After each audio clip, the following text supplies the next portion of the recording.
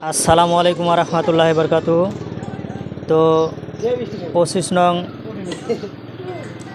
পূর্বদ্বারে গাঁও পঞ্চায়েত থেকে সদস্য পদে যে আপনি হয়তো রাইজের মনোনীত প্রার্থী হিসেবে প্রার্থিত্ব দিচ্ছেন, আগন্তুক নির্বাচনে হয়তো জয় হইলে আপনি কি কি উন্নয়নমূলক কাম করবেন, আল্লাহ যদি তৌফিক দেয় তাহলে ইনশাল্লাহ আমার দর্শকের সামনে আপনি তুলে ধরবেন। আল্লাহ তাবারক তাআলা সবাইকে শোনার এবং সহি বুঝ দেওয়ার তৌফিক দান করুক, আমিন। আসসালামু আলাইকুম।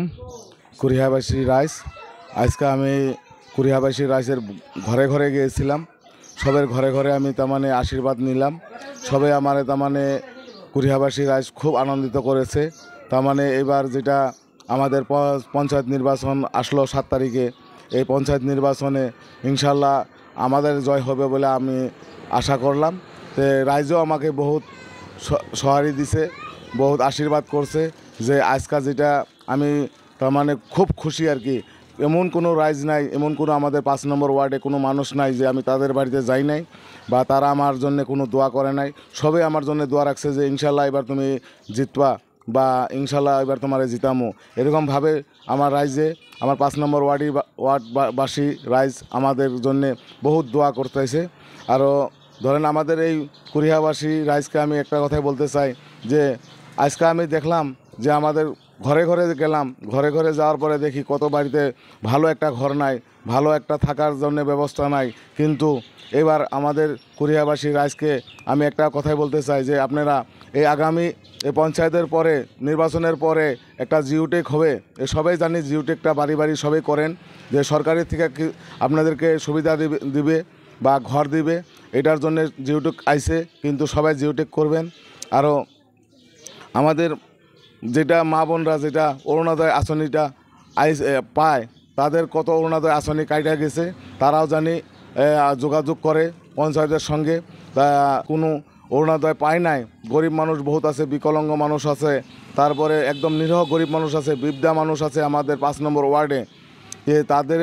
তাদেরকে আমি বলতে চাই যে আপনারা সবাই আমার জন্য দোয়া রাখবেন, যাতে আমি এইবার 5 নম্বর ওয়ার্ডে থেকে জয় হতে পারি।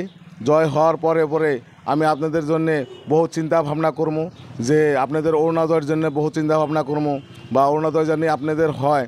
আরও আমাদের যেটা এই যে কুরিহাবাসী রাইজে যেটা আমাদের এই ধারা শিল্প কাম করে, তারা আমাদের এই ধারা শিল্পর জন্যে আমরা একটা ইন্ডাস্ট্রি আবার বানাবার চেষ্টা করতেছি।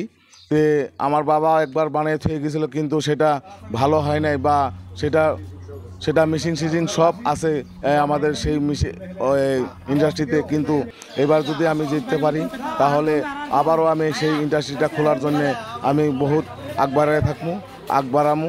তারপরে আমাদের কুরিহাবাসী রাজকে বহুত ঘরে ঘরে চালের কার্ড হয় নাই, যে চালের কার্ডটা যদি আমি করে দিতে পারি, বা ডিসি অফিসে যায় আমি গরিব মানুষের জন্যে বহুত কাকতি মিনতি অনুরোধ করবো যে যাতে আমাদের 5 নম্বর ওয়ার্ডের কুরিহাবাসী রাইসের জন্য জানি চালের কার্ডটা ঘরে ঘরে হয়। এখন তোরই বহুত ঘরে কমসে কম 100-200 ঘরের উপরে তার চালের কার্ড নাই। তে বহুত আমাদের কুরিহাবাসী রাইজ বহুত দুঃখিত, বহুত গরিব লোক। কিন্তু আপনারা যদি এবার আমাকে সহায় সহযোগিতা করেন তাহলে ইনশাআল্লাহ এবার কিন্তু আমাদের জয় হবে নিশ্চিত। এখানে কই আমি আমার বক্তব্য রাখি। তে আমাদের কুরিহাবাসী রাইজকে যদি আমার কোনো কথাবার্তায় ভুল হয়ে থাকে, যে সবাই আমাকে মাফ করে দিবেন।